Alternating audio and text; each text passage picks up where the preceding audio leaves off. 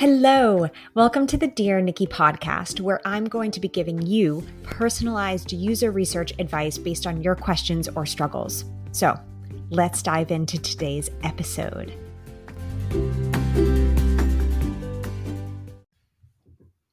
Hello. I'm really excited for today's episode, which I alluded to in the last episode when I talked about preference testing and how I might approach that project with the different font types. So today we're going to talk about internal testing. We're going to really think about what it is, when it's beneficial, when it might not be beneficial, when it's something that maybe you should skip, and kind of how to set up internal testing at your organization if you feel like it's a good fit for you. So I was very skeptical about internal testing for quite some time. And that's because I was really scared that if I introduced internal testing to my organizations, they would just say, okay, let's skip the good user research. Let's skip the external testing. So before I dive in a little bit more into my experience with it, I just want to define how I think about internal testing and what that looks like to me and what I've done with it in the past. So for me, internal testing means you're taking the concept, prototype, idea, live product, whatever it might be that you would normally put in front of external users, right? So customers, somebody outside of your organization, your users, and instead you're putting that in front of your colleagues, right? So to me, that's how I define internal testing is we're testing the thing that we would normally test with customers with our colleagues instead. Now, this might not make sense to you if you are doing research on like an employee product or an internal product. So I used to do research on employee satisfaction. And I also did a research project on how devs worked at an organization. I also did research on internally like processes and operations across different departments within an organization. So my users were my colleagues. So that definition of internal testing did not make sense within that scope. However, if you're looking at a more traditional research project where your users are external to your company, that's when that definition of internal testing, where you take what you would normally show your external customers or users and you put it in front of your colleagues, that's when that makes sense. So if you are working on an internal tool or product, this definition might not make sense to you. But if you're working with users or customers that are external to your company, then this will resonate with you a lot more. So that is how I define internal testing. Now, as I said, I was quite skeptical and quite opposed to doing internal testing because I was really scared that if I told my stakeholders, oh, we can just test with colleagues, they would say, great, let's never do proper user research again.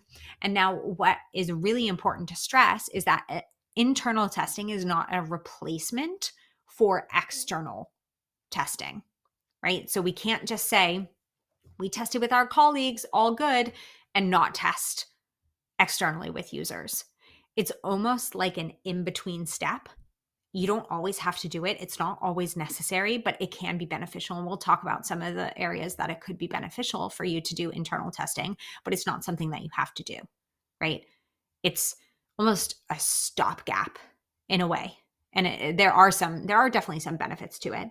But what we don't want to convey, and what I again was so concerned about, was saying, okay, we can do this instead of talking to users.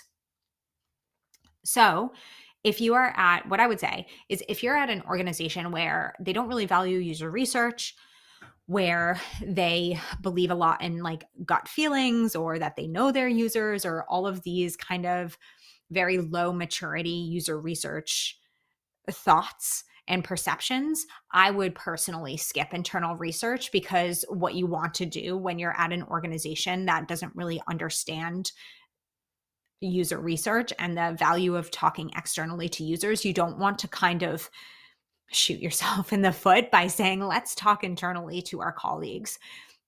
because people will grasp onto that, and suddenly you'll be fighting again for the importance of talking to external customers. So if you're at a very low maturity user research company, I would recommend skipping internal testing. So whenever I've been at companies where it's super low maturity, I won't do internal testing. Or if I do, it would be very, very secretive and only with people who I can trust. But if you're at a company that kind of understands the benefits of external users and talking to them, understands the value of user research done properly, then internal testing might be a really interesting kind of tool for you to use. So let's kind of dive into some of the benefits of internal user testing. This was a big surprise to me. I thought that there would be no benefits that would come from internal testing. I was just like, this is dumb. We are doing something wrong. It was back when I also did not look at quantitative data, and when I was just coming from a place of fear a lot of the times. But internal user research can have its benefits if we really are thoughtful and have intention behind it. So some really great things that come as a benefit of doing internal user research is that it's free, it's fast. People like your colleagues can help with certain things. You can test out your script, you can test out the actual prototype, you can actually promote user research within the organization. Like, there are a lot of benefits that come with internal research, right? So let's say that we have a product that we kind of are thinking about, okay, we're going to put this in front of external users. We could take a second and put it in front of employees first, because it is fast, it is easy, it is free. It definitely helps promote the process of user research within an organization. And a lot of times your colleagues can give really great feedback, right? So there are definitely benefits to this. And I saw them really clearly when I started to do internal testing. But again, internal testing is not for everything. We don't want to get into this kind of routine where we're always internally testing first. Like, that's not necessary. You know, internal testing has its time and place, and we just need to be really thoughtful about when we use this approach within our entire process. So there are a few times when I really enjoy using internal research, and also sometimes where it doesn't make as much sense. So let's talk about when to use internal user testing and when it's actually helpful within a given situation.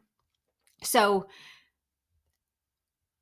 the number one time that I like to use internal testing is getting feedback on a prototype before putting it in front of users. So you do a few different things when you do this as an internal test. You can find typos in your prototypes. You can find confusing information in your prototypes. You can find bugs, weird, experiences and flows within your prototype, something that gets people super off track, right? So it's almost like QA for your prototype, right? And so you can get feedback on that prototype to make sure it's tip-top shape for when you put it in front of users. You can also, this is also kind of like a dry run for you, so you can test out your script, right? So let's say that you are running through a prototype and you kind of aren't sure how to transition between different things. Like, this is a great time for you to test out your research script or your tasks to make sure that they're clear. It's almost like it's a bit dry run-esque, right? But you could still get good feedback from your colleagues, right? So it kind of has those two benefits to it. I would also say I always do a dry run before doing any sort of user research session. So this could be a really great way to get that feedback and do a dry run at the same time, right? Another time that I have found internal research to be really helpful is gathering feedback on something that is very, very sensitive or very, very confidential, right? So there are times where confidentiality is a problem. So sharing this information externally with users could be a problem. So internal research might be a good option for you. I personally have never worked on something that's so confidential that I can't figure out a way to get users, external users, to sign an NDA, make sure that they won't say anything. Like, just I've never worked on something that is just that confidential. However, there might be people out there who are working on things that are super confidential that really just can't go out externally. And so internal testing could be something that's really helpful for you. Another thing that I would say is when there's some resistance to user research, and I know I said if you're working at a low maturity organization that doesn't believe in or doesn't support or doesn't value user research, you can skip internal testing because you don't want to get people on this whole vibe that it's okay to skip talking to users. However, sometimes when you're in like a midpoint where people don't really understand user research, still people can still say, you know, gut feelings are fine. Like you have some like colleagues who don't really get it, internal research. So actually having them conduct or having them be participants in a research session is actually really interesting for them because it shows them how user research is done. And a lot of the times when I've had either PMs or designers or whomever, other colleagues, stakeholders who weren't super into user research and didn't really understand it, whenever I've run usability tests on them, they've actually found out, they're like, oh, I didn't even think about that, right? So if you're in like a middle ground where people are like, yeah, sure, this is fine. Like I get user research, it's fine, but like I don't really understand it. You know, you could do some internal testing to help them see what it's like to be a participant, right? And then they might understand, oh, maybe gut decisions like aren't helpful. Maybe we should test things because there's a lot of things that we don't think about when we just look at something and don't test it. Another thing that I would say is another great scenario is when you are trying to decide on something that kind of already has a best practice out there. So I know I used the example last week about a font type.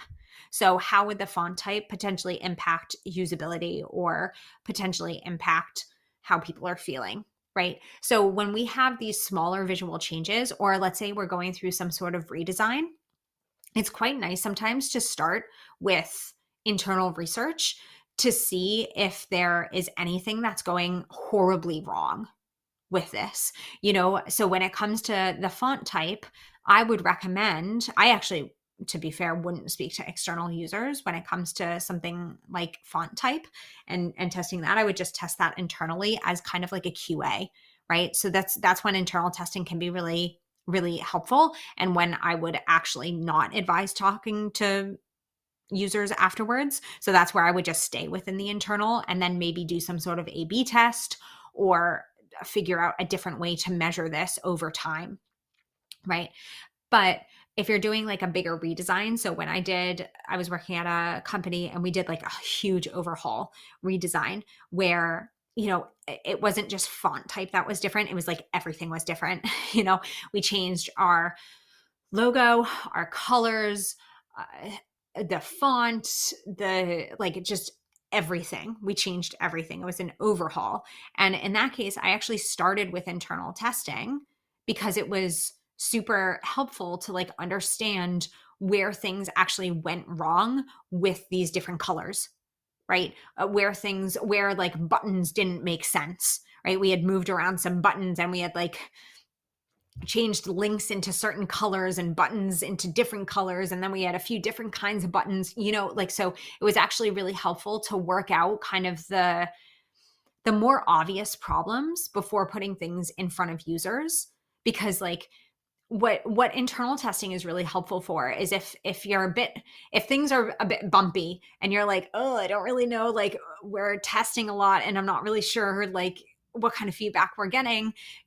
internal testing can help get some of that like crappy feedback out of the way, like feedback where you wouldn't want to pay somebody for it, right? So if we did a huge redesign and it was still a bit clunky and we were still really unsure about quite a few things, I would want to put it in front of my employees first to work through some of those obvious problems, right? And then I would put it in front of users. So the feedback that I would get externally from users would be much more high quality, important information than it would if I had put like the clunky version out. Not to say that we can't put clunky things in front of users, but in this context, it would be kind of interesting, I think, to put it in front of employees first and then put it in front of users. Something else that I have found really interesting when it comes to internal testing is when your product kind of overlaps with what employees might do. Like your employees are actually your users, not with the example that I gave of like you're creating an internal tool, but for instance, I was working at a travel company and everybody in the organization traveled. So I actually did talk to quite a few people who were outside of the product team, right? So they didn't actually work that much on the product, and I did some testing with them to see what they thought, because they were actual users of the product and they didn't work so closely with the product, so they weren't constantly looking at it, they weren't constantly using it, they, so it was quite interesting because they did have some feedback that 100% aligned with the feedback that we were getting externally. But again, just be careful not to replace it. So just because these employees did travel and I did do this internal testing doesn't mean that I didn't then go talk to external users, because there are a lot of biases that can come up when you do internal testing. So those are the instances and scenarios in which I would use internal testing. I think it's a great tool.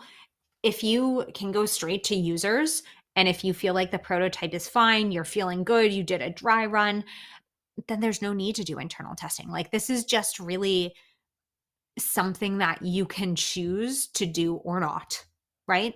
And I just don't want to say like we always have to do this before we talk to external users, but those scenarios are ones in which I would particularly think about using internal testing. And I would say that I would probably, it's really hard to give a percentage, but I would only do internal testing like 20% of the time, right? Maybe 30. But like, so that's a very small percentage in which I would put internal testing actually in to my process, to my user research process.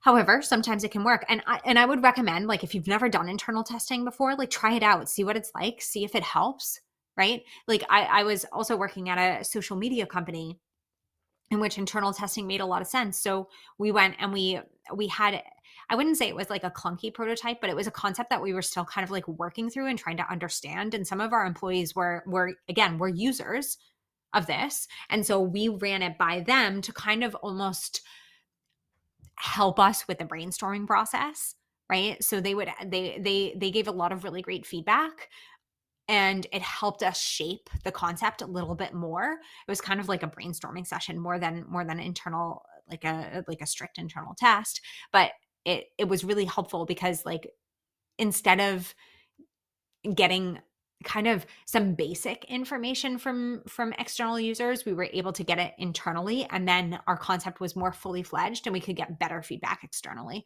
So that's really when I would recommend internal testing. And if you're interested in this, there are a few different ways that you can set up internal testing at your organization. So I used to do monthly tests. And I used to do them usually with people who had newly joined the company. So if there was somebody, back in Germany, we had like new joiners, I think at the midway point of every month in one company. And sometimes it's the beginning of the month, whatever it is. So every month I would round up the people who just recently joined, and I would say, is there any sort of like internal test that I want to run on them because they're new? And it was also a really great introduction to user research for them, right? Something else that I did was like speed dating. testing. So this is literally, you have like a group of people, you have a station, and they like go through these different, you have like a piece of paper where you've written down all the questions that you have for feedback, and people just go through each of the prototypes and then for 10 minutes give feedback and then hand it to the next person and they get the next one, and then they give 10 minutes of feedback and then hand it to the next person, and then again they get the next prototype. So if you have like a bunch of different prototypes, a bunch of different ideas that you just kind of want to test internally before you either decide on if you want to put it in front of users or if you want to narrow down how many you're putting in front of users, like this like kind of speed dating thing could be speed prototyping, let's say, kind of thing could be really interesting for you. I also had something called a demo desk, and I loved this so much. So I had a little station. This worked better in person. I actually haven't thought about it as like a remote kind of concept, but I'm sure that you could turn it into remote. But I had a demo desk where I had several different devices and all of the kind of prototypes and ideas that the product team was working on. And within that, I had a sheet where they could fill out, what prototype they were looking at. And I asked like questions about, what do you think of this? If you were to try to complete X task, what was that experience like? So people could go up to this demo desk at any time and give feedback, anonymous, because the papers were completely anonymous, on the things that we were working on. And that was actually a really, really fun way of spreading user research into the organization, of making people feel good about giving their kind of 2 cents, especially since there were some issues behind like account management and product management and, feature requests and stuff like that. So people also felt like involved in the process. And then it gave a clear indication of what the product team was working on across the organization. So that was really, really, really, really fun. I really highly recommend creating a demo desk if that's something that you think would fit at your culture. It's really fun. And when people filled out the form, I had like a piece of chocolate. So you could come by my desk, you could drop your form off, and I would give you like a piece of chocolate. So that's how that worked. Always have an incentive. Usually food works. So those are the ways that I have implemented internal testing. You could of course do it ad hoc. Like these are more ongoing or continuous internal testing, like the monthly thing where I brought the new joiners in and I would do like any sort of internal testing with them, or the demo desk is kind of an ongoing thing. The speed prototype test is and can be ongoing, but you could also do it randomly. So let's say, again, like most of the studies don't make sense for internal testing, but you happen to come by one that does, like you're testing font types and you're like, oh, this would be the perfect time to like get some colleagues together and do some tests with them. That's totally fine to do it randomly as well. And of course, whenever I did this randomly, I also had an incentive. So usually it was candy, and I would say, please come for 30 minutes to do this test. And it was most people that came for the candy, really, and could give us good feedback. So that is my 2 cents on internal testing. Again, I just want to stress that internal testing is not the same as talking to external users, right? It will not get you the same results. So it's not something that we can replace, right? But it is something that can help and be quite beneficial in a few different scenarios that we had talked about today. So I highly recommend, if an internal testing opportunity comes your way, give it, and you haven't tried it, especially, give it a try, see what it's like. If you do a lot of internal testing and don't talk externally to users, think about how you can maybe switch that up, right? So maybe you do less internal testing and try and push out more to external users, right? So just make sure that you're trying as much as you can not to replace the external users with your colleagues. So with any sort of internal testing, but it's definitely something that's great to try, nice to have in your toolkit, and know kind of when it feels good to use. And that's a lot of trial and error, like anything in user research, right? So overall, I would have said maybe 5 years ago, boo to internal testing. And now I'm saying yay to it. with certain caveats in certain situations and not as a replacement. Just really drilling that in. So anyways, yeah, I hope that this was really helpful for you. And I really enjoyed talking about this particular topic. So if you as well have more questions for me, in the description of this episode, I link to how to submit a question. So either a voice question, or you can email me if you don't want your voice featured, and I would be happy to answer. But thank you so much again for listening. I'm not sure if I say this in my outro. I recorded my outro in September and it's now January, so maybe I should look at that. But if you love this, please review it. I don't have like any reviews. And to be honest, it makes me a little bit sad. But if you do love this, please review it, because it really does help get out to more people. And the entire point of this podcast was to get out to as many people as possible and to help as many people as possible with the questions that they're facing or the struggles that they're kind of trying to overcome. So anywho, I will talk to you all later, and I can't wait to answer the next question. See ya.